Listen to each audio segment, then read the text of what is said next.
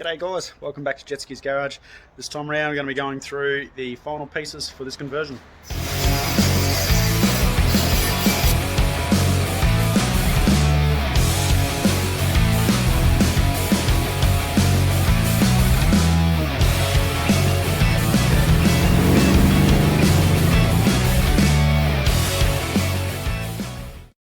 So I haven't really filmed too much of this part of the conversion, for the basic fact that there's not a whole heap that's real exciting in this part. Bolting up trans mount, doing an exhaust system, just bolting it together, and then yeah, just some fuel lines and stuff like that. But through this part now, we'll just give you a quick crash course rundown on those last few little details that you've got to do when you're looking at a conversion. So this is the finished product pretty well, and I must say I'm pretty happy with it. Have done the fuel system, the wiring, distributor, and all the other little odds and ends, heater lines, thermofan, tidied up some wiring, painted the rad support, tidied up other little bits of the engine bay, got rid of his air horns and stuff like that. Now to start with the other little things that you need to do for your conversion. Number one, you will not start unless you sort out this harness here. Now this harness goes down to the automatic transmission, so this is only suited to the guys going from auto to manual.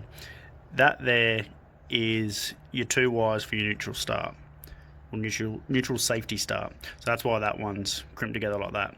These other two are for your reverse lights, so I've still got to do my harness down to my reverse plug onto the transmission, but yeah, those two, the black and the white one, when they get joined together, both indicators come on the rear, and that's your neutral safety start. Without those two red ones together, you're not going to get it started. Next one I thought I'd bring up is the clutch master cylinder. Now Dan Goodsir, g'day mate, how are you? He contacted me and just asked if he was going to be getting the right master cylinder for that. That is the part number for the guys playing at home, so that should help you out. So yeah, done that. Done a nice new clutch line down to the engine. You do want to make sure that the line stays away from the exhaust, and if you look at my other video, I do talk about getting the slave cylinder and flipping it around so that the hose comes in at a different way, and then you just add some spaces in there, and that'll work and help with extractors. Another one that you've got to be careful for as well is the fuel system. Now, this car is going to get a fuel system upgrade again. Currently, as most car builds do, they take time and money takes time to get.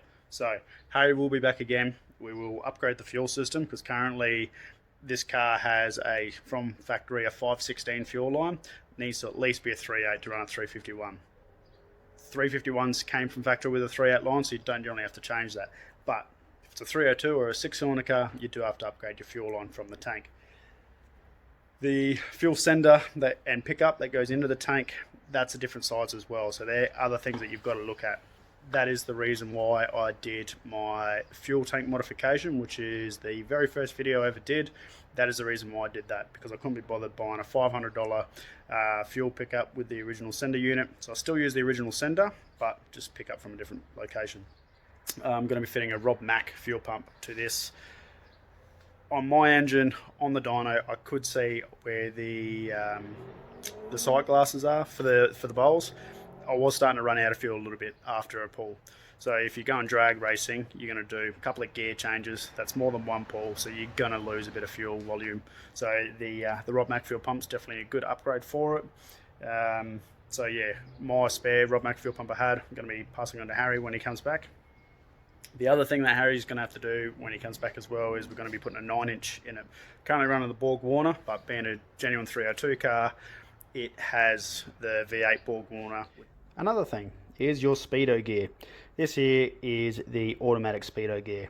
The top loader goes the opposite directions. If you look at the arrows now, you'll see that the teeth go from bottom left to top right in that direction. The top loader one goes the other way like that. So you need to make sure you get your right speedo gear for that. Another thing that we've done is fitted the BF thermofan. So as you can see, it fits quite nicely. plenty of clearance between the water pump pulley and the fan itself. Mounts come over nicely, hold it in place. I have put some extra zip ties in just in case, but yeah, those mounts over the top fit quite well. You do have to make some trimmings. There's trimming around the lower radiator hose, and also I've done some trimming on the upper here as well. When you get these, they have a resistor pack that's there.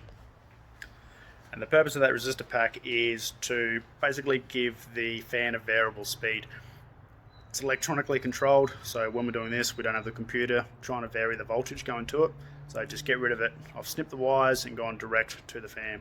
The initial current draw for the fan is quite high, so just keep that in mind. Make sure you have a 40 amp relay, and I've even had to go a 40 amp fuse on this one for the fact that that initial current draw is high, but it's only just over 30. It was about 32. We sort of worked out, because after a few runs on a 30 amp fuse it would eventually blow. But yeah, 40 amp fuse, been great, and it does come back further down, so don't be scared with your alternator that once it kicks in it's going to stay over 30 amps or 40 amps. It's not, it will drop back down. So but it is a recommendation that you still, with an MSD system and a thermo fan, that you do upgrade your alternator. I still use the 55 amp alternator on mine. That's running an MSD box. This isn't. This is just a ready to run distributor, but I'm running an MSD box, thermo fan, and I don't really have any issues. So, and finally, probably the last thing I've had to play with is the shifter. So Harry's given me a Hurst shifter. They do work. They are a little bit more fiddly though. I do recommend, if you can get a genuine one, spend the extra money, get the genuine one, because it's a direct bolt in and just fits really well. The Hurst shifter sort of have to have an adapter plate, and then also to get the shifter in the right location, you have to make up another bracket. Unfortunately, this bracket is in the way of the hump, where the top of the sheet metal hump is. So I'm going to have to do a little bit more modifying on that to get that just right, and so you don't get exhaust fumes and stuff like that in the cab too. But there's always room for improvement on those sort of things. Other than that, I'll stop beating around the bush, I reckon, and show you running it in.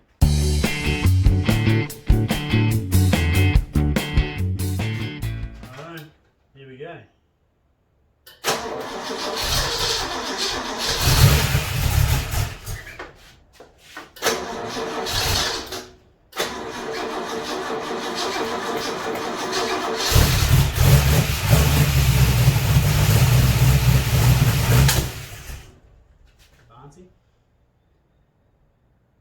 Is that advance or retard? I don't know. I can't remember. Go. A little bit. I think it's to the right. Yeah. Yep.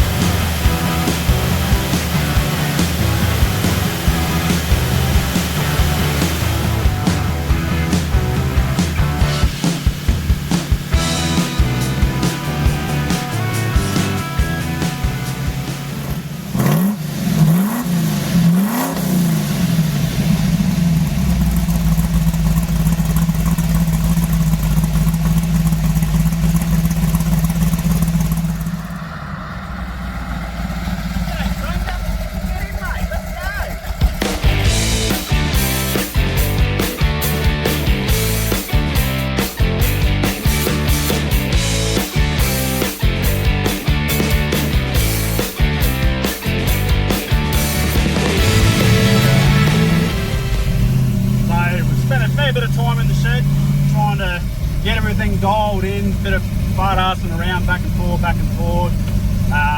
This distributor, no matter what bush we put in, it really wanted to get quite high in the timing. So obviously to have it on the safe side, we ended up making up our own push to stop the timing getting too high. So total timing at the moment we're about 26 degrees, which can get more out of it at Cleveland. They're happy with a bit more, but yeah, until it goes to dyno, we'll just leave it at that. Static's about 6 degrees, so yeah, we'll get it down to JSR Dyno at Marion here in Adelaide. They did my coupe. I was really happy with them. But other than that, it's driving pretty nicely. Pretty happy with it. Jared's given plenty of work on the camera at the moment as well, so big thanks to him. But yeah, for straight out of the shed pretty much today, yeah, really happy with it.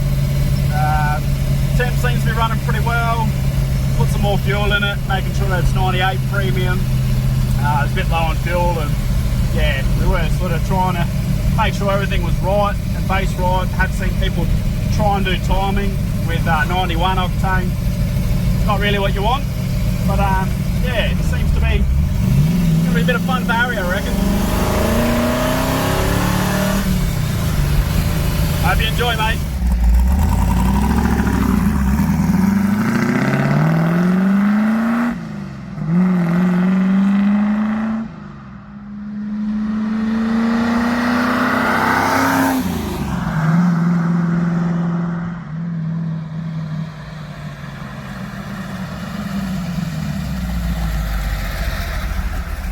Well, there we have it, I reckon. Really happy with that.